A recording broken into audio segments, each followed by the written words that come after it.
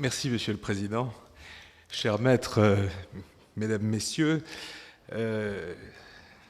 rétablir la paix après les guerres révolutionnaires et impériales, quel beau sujet, quel grand sujet. Et comme Lucien Belli tout à l'heure, je serais obligé de vous dire je n'ai pas le temps de, parce qu'il va y avoir des tas de choses que nous allons sauter. Par exemple, je ne vous parlerai pas beaucoup de Napoléon, ce qui fera plaisir à Marc Fumaroli.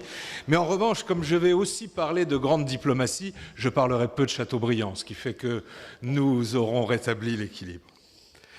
D'abord, je voudrais faire une première remarque, c'est que la coalition contre la France napoléonienne s'est constituée lentement par étapes successives et qu'il a fallu attendre les derniers mois de mars de 1813 pour qu'elle soit véritablement une coalition générale. Il n'y a donc pas eu, contrairement à ce que l'on pense parfois ou à ce que nous raconte l'historiographie anglo-saxonne, il n'y a pas eu de levée de bouclier unanime en Europe, mais un mouvement progressif qui s'étale sur 10 ans. Ça nous met sur la piste d'un élément dont nous allons beaucoup parler. Entre 1800 et 1813, chaque grande puissance continentale a à son tour cherché à être l'allié principal de la France napoléonienne afin d'atteindre ses propres buts en tentant aussi de contenir ceux de Napoléon. Quant aux petits et aux moyens États, ce qu'on appelait alors les puissances de second et de troisième ordre, ils ont aussi profité de l'affaiblissement de leurs ennemis ou de leurs prédateurs traditionnels et se sont longtemps placés d'eux-mêmes dans l'orbite du nouveau Charlemagne. Même l'Angleterre aurait pu accepter une paix de compromis, ce que démontrent les négociations avortées de 1806.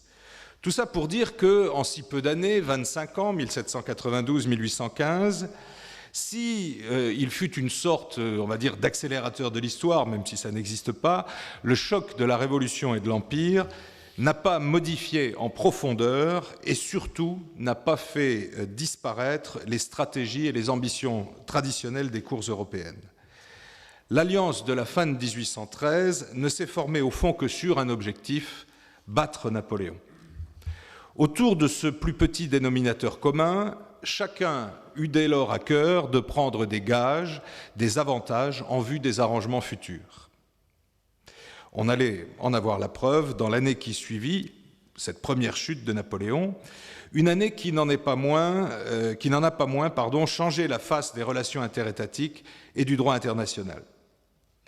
Au moment où les Alliés pénétrèrent en France, en janvier 1814, la défaite française était quasi certaine.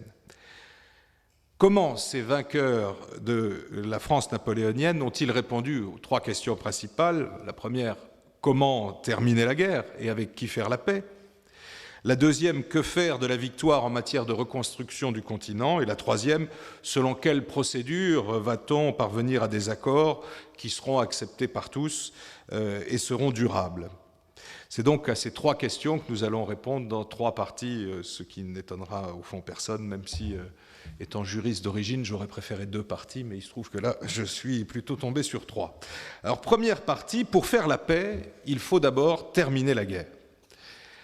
Pour les Alliés, terminer la guerre, c'était d'abord mettre fin à la résistance des armées françaises, et malgré le brio légendaire de la campagne de France menée par Napoléon, avec des forces 10 fois inférieures, ce fut chose faite après la chute de Paris le 30 mars 1814.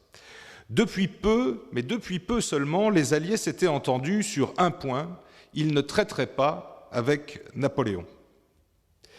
Faire de sa chute un des buts de guerre au sein de la coalition, même ça, n'avait pas été chose facile. La solution de la régence de Marie-Louise au nom d'un Napoléon II, le roi de Rome, avait, comme on peut s'en douter, la préférence du gouvernement autrichien, mais on parla aussi du duc d'Orléans déjà, on parla aussi de Bernadotte qui reçut le soutien du tsar. Et c'est finalement, en prenant un peu de hauteur par rapport aux événements, c'est finalement de l'intérieur qu'est venue la solution. Sous l'impulsion de Talleyrand, qui avait pris la tête du gouvernement provisoire, fait proclamer la déchéance de l'empereur et permis le retour d'abord du comte d'Artois, le retour de Louis XVIII s'est finalement imposé dans des circonstances que nous n'avons pas le temps de détailler. Cette restauration a été proposée par des Français et ne fut pas évidemment rejeté par des vainqueurs qui étaient très attentifs à la situation intérieure. Mais c'était une solution qui leur convenait bien car elle était facile à mettre en œuvre et sans grands risques internationaux. Aux yeux des Européens, la restauration des Bourbons était légitime, autant bien sûr par les droits dynastiques du prétendant que parce qu'on évitait la vacance du pouvoir, le risque de retour de ce qu'on appelait les Jacobins, et elle permettait de négocier sans délai, sans difficulté, les conditions de la paix. Quant à Napoléon, son héritier et la faible régente Marie-Louise, ils furent éliminés de la grande scène diplomatique, moyennant des arrangements territoriaux, l'île d'Elbe, et financiers, une pension qui ne fut jamais versée par le traité de Fontainebleau du 11 avril 1814. La coalition avait donc de nouveaux interlocuteurs, le gouvernement provisoire de Talleyrand, puis la lieutenance générale du comte d'Artois, en attendant le retour effectif du roi. La coalition opta à ce moment-là pour la signature rapide d'un traité de paix. Et ici, on doit le dire, Talleyrand joua brillamment sa partie. Après un armistice signé le 23 avril, il négocia un traité aux clauses incroyablement douces, signé le 30 mai. Si la France, évidemment, renonçait à la plus grande partie de ses conquêtes depuis le début de la Révolution, elle obtenait, ce qui était inespéré, l'évacuation immédiate du territoire et surtout, elle évitait toute indemnité de guerre, à l'exception de quelques millions pour payer les frais de marche des Alliés. Dans cette négociation, où il avait été bien sûr très brillant, Talleyrand avait eu aussi affaire à des vainqueurs au sein desquels la volonté de fonder la reconstruction de l'Europe avait pris le pas sur la volonté de châtier les vaincus. Et on pourrait, mais là aussi nous n'aurons pas le temps, pousser la comparaison jusqu'aux paix postérieures, le traité de Versailles ou les accords de Potsdam en 1945. Là, en 1814, on était dans une configuration qu'on trouve à peu et qu'on allait trouver encore moins dans l'histoire, c'est qu'on préférait reconstruire que châtier le vaincu.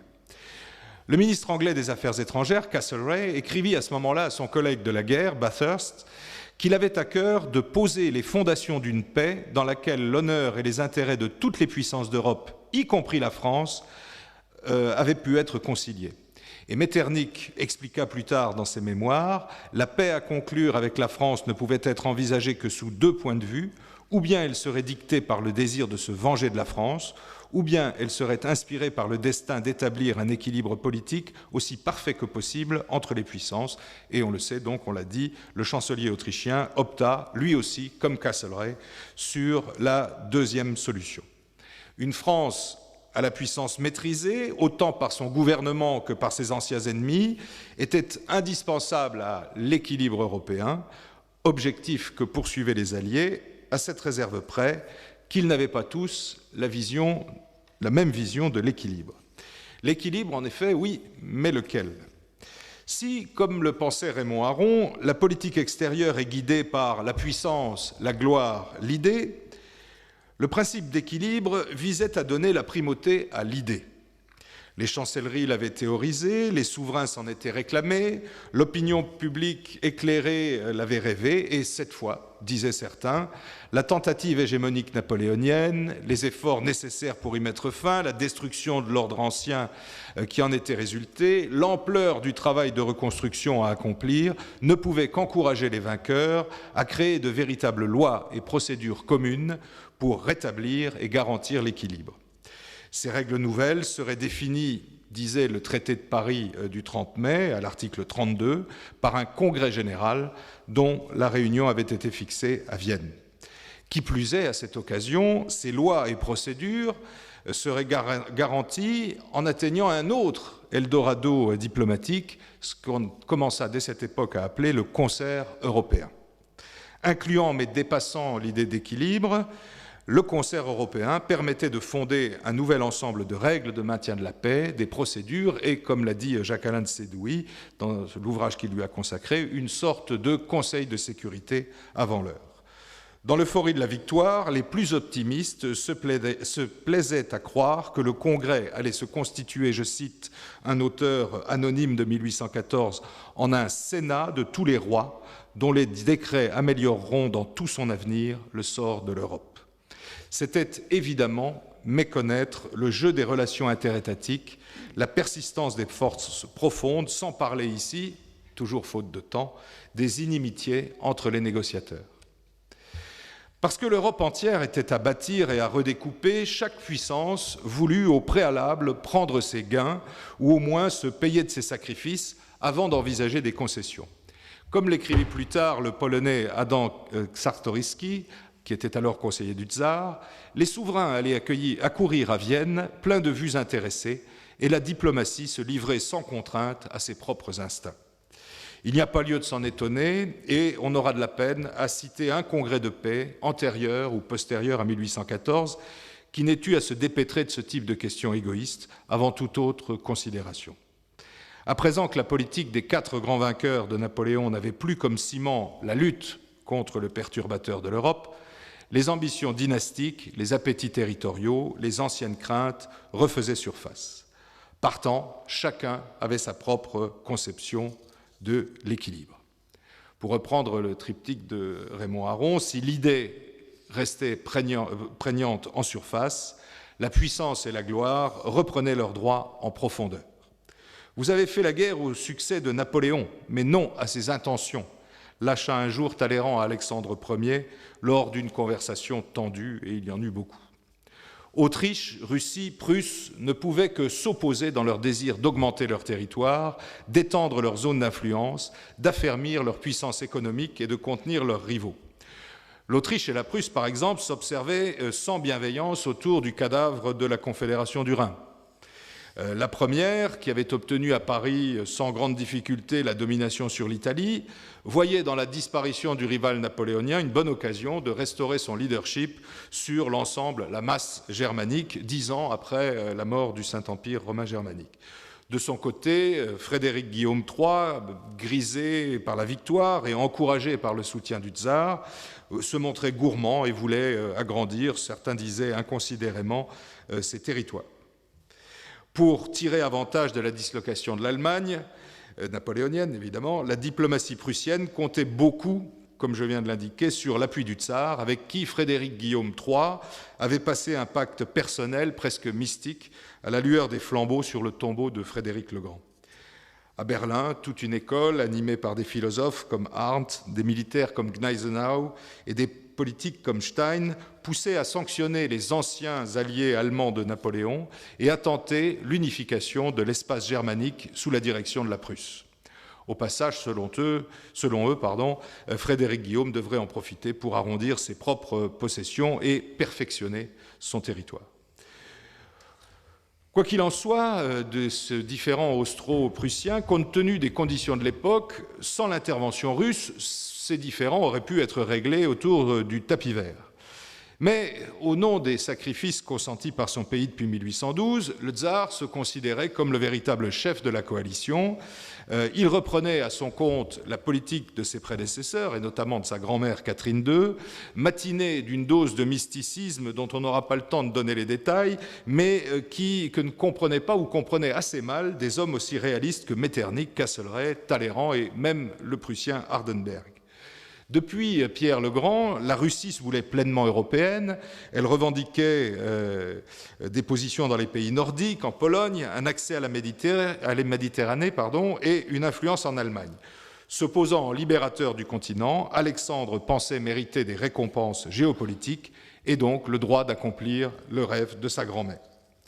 Il fondait sa démarche sur le sentiment d'être investi d'une mission quasi divine, certitude qui pouvait le rendre cassant, voire violent dans les conversations avec les autres diplomates, ce qui déroutait ses interlocuteurs, généralement, agréablement impressionnés par ses qualités gracieuses, nobles et ouvertes, comme disait Menneval, l'ancien secrétaire de Napoléon. Très concrètement, le tsar et le roi de Prusse paraissaient être en harmonie sur 2 sujets liés qui allaient empoisonner la première phase du Congrès. Le premier revendiquait la Pologne, le second la Saxe. Alors que le Congrès risquait sur ces points de se transformer en foire d'empoigne, le gouvernement britannique proclama que n'ayant aucune visée sur le continent, il se posait en médiateur de tous les différends entre les puissances continentales. Mais évidemment, ce médiateur n'était pas totalement désintéressé, ou en tout cas pas aussi désintéressé qu'il l'affirmait. La conception britannique de l'équilibre était d'une nature différente de celle que développaient la Russie, l'Autriche et la Prusse. En gros, pour les continentaux, les frontières, la population, la force armée constituaient les fondements de la puissance, alors que pour les insulaires, les facteurs économiques et commerciaux en constituaient l'essence.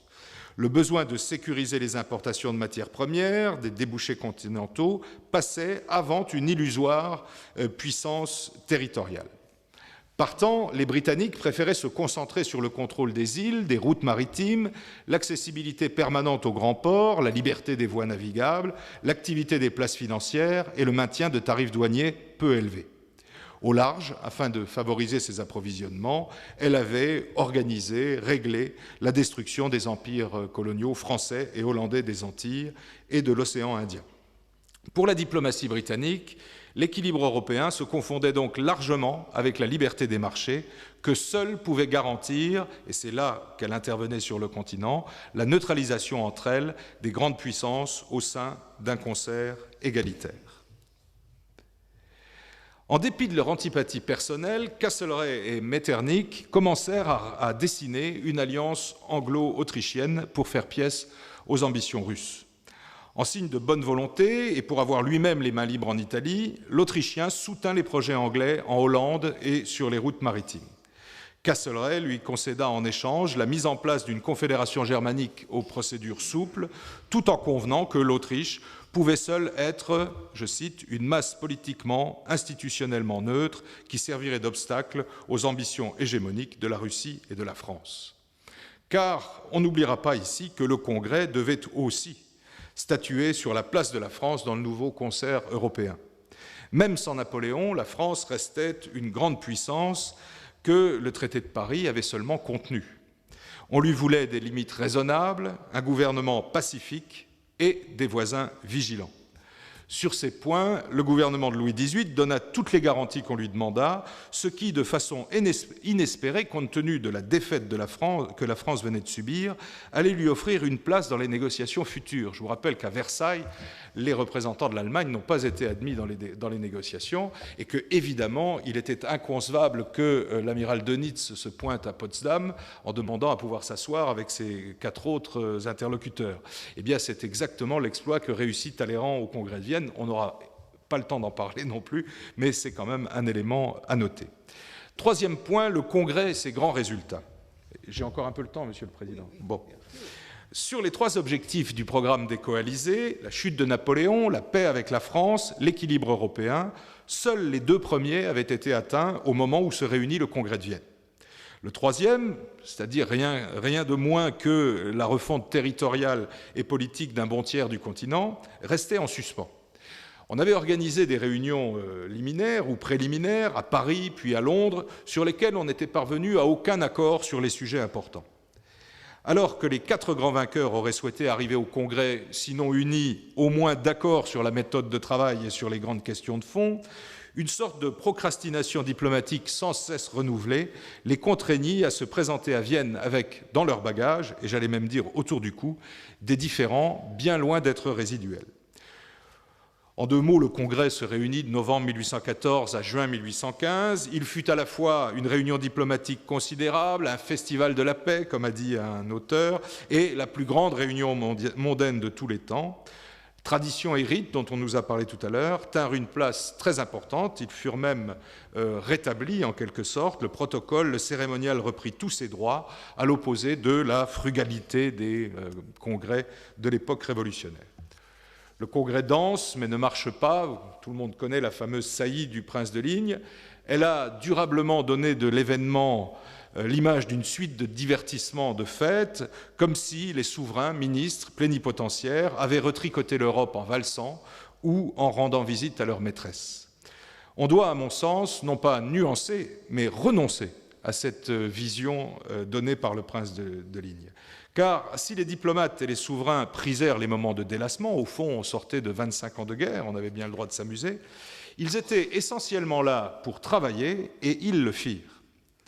Plusieurs grandes questions furent traitées. D'abord, là, vous allez voir, ça va prendre 20 secondes à vous le dire, mais ça a représenté 8 mois de travail. Et quel travail? Premièrement, la redéfinition de la carte de l'Europe des zones d'influence, avec comme préalable le sort et la place de la France. Deuxièmement, la mise en place effective, qui fut complétée par la suite, évidemment, de ce qu'on a appelé le concert européen. Troisièmement, aussi, l'invention d'un nouveau droit des gens, fondé sur des valeurs sinon communes, au moins des valeurs acceptées par les principaux protagonistes. Et pour commencer, on se déchira, et là aussi nous n'aurons pas le temps d'aller dans le détail, sur les questions de procédure. Les 4 grands vainqueurs de Napoléon avaient bien envie, évidemment, de diriger seuls la reconstruction de l'Europe, les redécoupages, les partages, etc. Donc ils avaient décidé qu'il y aurait un directoire du Congrès à 4. Si vous ne connaissez pas l'histoire de Talleyrand qui vient perturber ce schéma, je ne vous la raconte pas parce que je n'ai pas le temps, mais en tout cas, à cause de Talleyrand, ils furent obligés d'amender, mais d'amender seulement cette intention, puisqu'on se retrouva parfois une commission à 4, quelquefois, assez rarement finalement, une commission à 5, où il y avait, en plus des 4 grands, la France. Et puis, je dirais que la procédure la plus normale de prise des décisions finales fut la commission des 8, dans laquelle vous aviez les 4, la France, la Suède, le Portugal et la Suède, les 8 étant les 8 signataires du traité de Paris. Talleyrand avait joué sur un aspect important qui était de dire il n'y a pas ici d'alliés, il n'y a pas de coalition, puisque nous sommes tous en paix depuis le traité de Paris. Donc je ne vois pas pourquoi on me parle d'alliés, puisqu'il n'y a pas d'ennemis.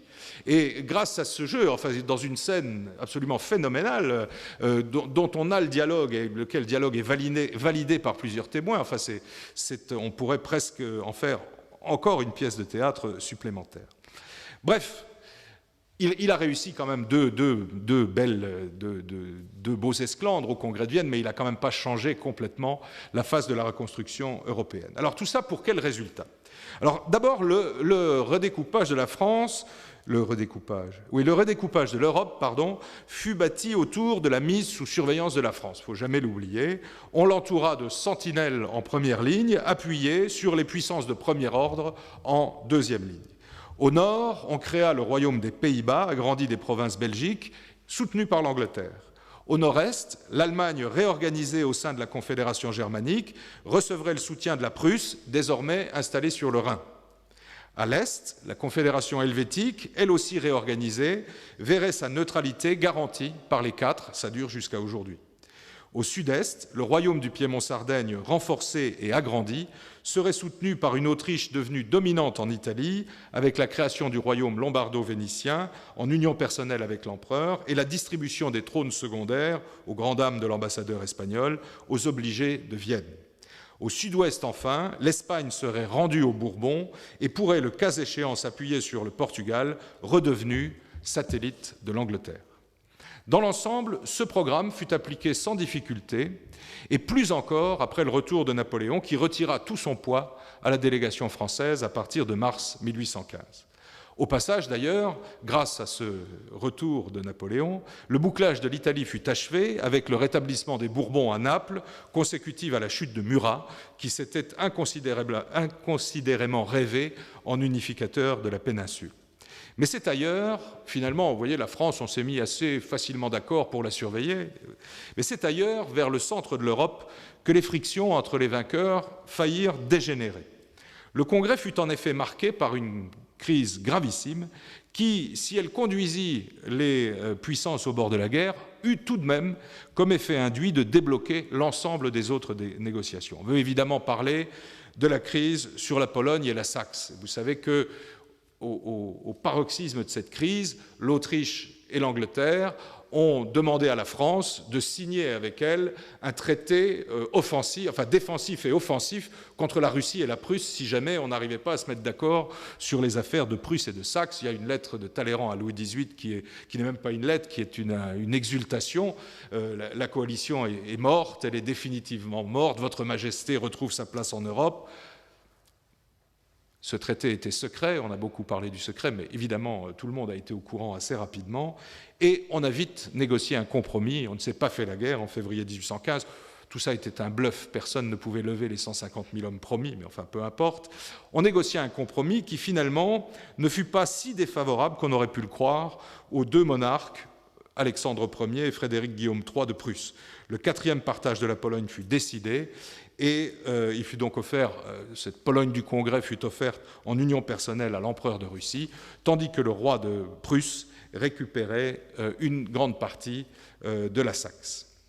Alors, en dehors de ces marchandages géographiques ou géopolitiques, qui furent d'ailleurs soutenus statistiquement, on créa une commission de la statistique pour compter les âmes, donc on disait, voilà, si on en rajoute 15 000 pour le roi de Prusse, il faut absolument qu'on en donne aussi 15 000 à l'empereur d'Autriche. Donc à ces marchandages s'ajoutèrent plusieurs autres grandes décisions. Règles nouvelles concernant la libre circulation sur les rivières et les fleuves européens, qui est un texte considérable, qui n'a quasiment jamais été modifié depuis le Congrès de Vienne et qui a été étendu en Afrique, en Asie, partout. On se fonde toujours sur l'accord de Vienne. Toilette du droit diplomatique, qui était un droit ancien, avec les nouvelles règles sur les rangs et les préséances, qui ont été précisées ensuite au Congrès d'Aix-la-Chapelle et qui sont restées quasiment en l'état jusqu'au Congrès de Versailles et dont on a repris les grands principes dans la Convention de Vienne de 1961 sur la représentation diplomatique. Et enfin, 3e accord, presque un accord supranational, certes imparfait mais fondateur, les puissances signataires de l'acte final ont accepté l'abolition de la traite des nègres.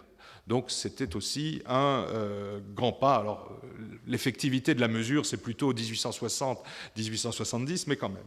Donc l'acte final a été signé le 9 juin 1815. Il comptait 121 articles et 17 annexes qui représentaient encore 250 articles de plus. Il consacra effectivement le succès des vainqueurs de Napoléon, et ce d'autant qu'après les 100 jours, un nouveau traité de Paris avait cette fois été beaucoup moins favorable à la France, ce qui a fait dire à un historien qui s'appelle Pierre Brandat que le retour de l'île d'Elbe constitue les 100 jours les plus chers de l'histoire de France, puisque l'indemnité de guerre était énorme. Bien assise désormais au centre de l'Europe, l'Angleterre avait non seulement retrouvé un accès à la mer, dont Napoléon l'avait privé en 1809, mais elle avait étendu sa zone d'influence sur l'Italie et pouvait espérer faire de même dans les Balkans. Elle conservait un rôle de premier plan en Allemagne, dans cette Allemagne nouvelle confédérée, où les ambitions prussiennes avaient été, pour le moment, contenues. Ça ne signifie pas d'ailleurs que Berlin avait été lésé. Le territoire prussien avait presque doublé, une partie de la Rhénanie passait sous sa coupe, ce qui allait être très important dans les décennies suivantes. C'est là que le développement économique de l'Allemagne allait se faire. Sans avoir triomphé le moins du monde, les idées de Stein sur l'unification de l'Allemagne n'avaient pas été prises en compte, mais elles allaient pouvoir s'épanouir dans un contexte beaucoup plus favorable à partir des années 1830-1840.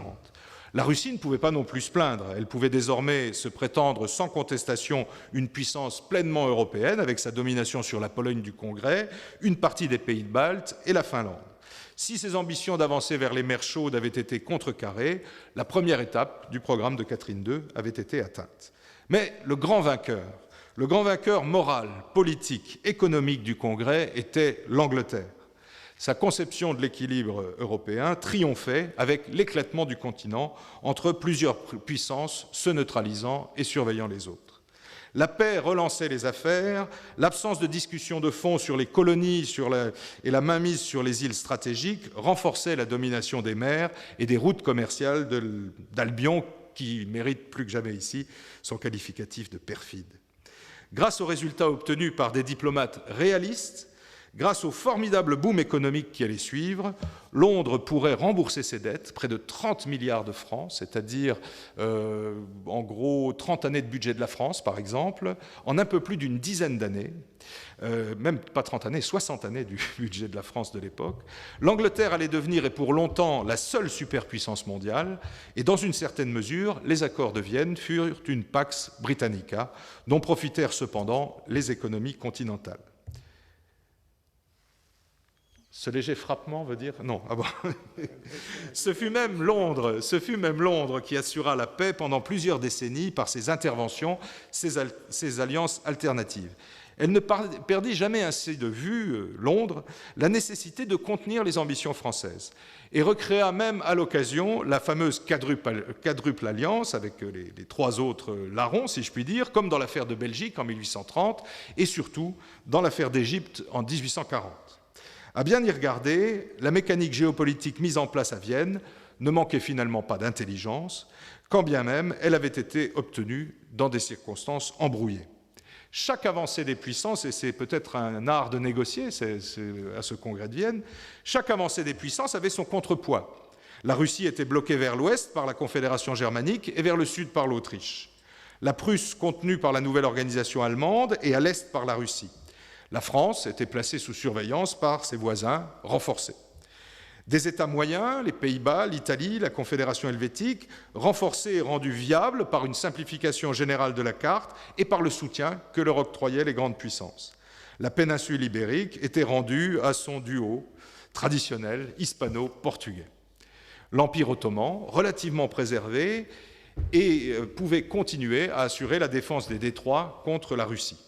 L'Autriche, à la fois renforcée, était aussi fragilisée par des forces centrifuges jouant entre ses composantes allemandes, hongroises et italiennes. Cette nouvelle organisation était en outre garantie par ce qu'on appela le concert européen, c'est par là que je vais terminer, et son système de congrès. Les grandes puissances y surveilleraient les plus petites, tout en se neutralisant entre elles. Leur mission suprême était de maintenir un état de paix le plus général possible, quitte à intervenir de façon ciblée pour protéger l'ordre établi à Vienne, puis par des accords parisiens comme celui de la Sainte Alliance et de la Quadruple Alliance à laquelle on a fait allusion. Il n'y avait pas encore d'unité politique en Europe, mais au moins une unité de but qu'Albert Sorel qualifia d'utopie de la paix perpétuelle organisée pour le plus grand profit des souverains. Le grand historien avait raison. Le système des congrès devait se perpétuer dans la volonté de maintenir l'ordre social retrouvé, mais aussi modernisé tout de même, sous la conduite paternelle de monarques légitimés par le droit international. L'œuvre viennoise était certes critiquable et le devint de plus en plus lorsque se modifièrent, mais beaucoup plus tard, les concepts de souveraineté et de légitimité. Ceux qui furent retenus à Vienne ne servirent alors qu'à renforcer des dynasties rescapées du séisme révolutionnaire et napoléonien. On confortait donc à Vienne la victoire relative, j'ai quasiment terminé, des forces réactionnaires sur les conséquences de la Révolution française en matière de souveraineté, de nationalité et d'organisation sociale. Je vous saute la partie intermédiaire, c'est-à-dire celle où l'éveil des nationalités, etc., les révolutions 1830, 1848, pour arriver à ma conclusion, non sans avoir souligné très brièvement que le Congrès de Vienne créa aussi un nouveau droit international, avec cette fois-ci un droit international, des textes contraignants et un organisme de surveillance. On passa donc à Vienne du droit des gens aux prémices du droit international moderne, fondé sur une volonté collective de préserver l'équilibre. Dans un rapport de synthèse à Louis XVIII, Talleyrand résuma bien l'impression générale. Je le cite. « Depuis que, revenus de leur prévention, les puissances avaient senti que, pour établir un ordre des choses solide, il fallait que chaque État y trouvât tous les avantages auxquels il a le droit de prétendre, on avait travaillé de bonne foi à procurer à chacun ce qui ne peut pas nuire à un autre. Cette entreprise était immense. Il s'agissait de refaire ce que 20 années de désordre avaient détruit, de concilier des intérêts contradictoires par des arrangements équitables, de compenser des inconvénients par des avantages majeurs, de subordonner même l'idée d'une perfection absolue dans les institutions politiques et dans la distribution des forces à l'établissement d'une paix durable. Tant et si bien que jusqu'à la fin au début du XXe siècle, on pensait, grâce aux accords de Vienne qui évitèrent la conflagration générale, que le risque d'une grande guerre européenne générale, d'une autre grande guerre, je le mets entre guillemets car c'est ainsi qu'on appelait la guerre de 1792 à 1815, était impossible. En cela peut-être, il faudrait que je l'explique aussi, mais c'est pour faire plaisir à Lucien Belli, les accords de Vienne étaient peut-être une belle paix. Je vous remercie de votre attention.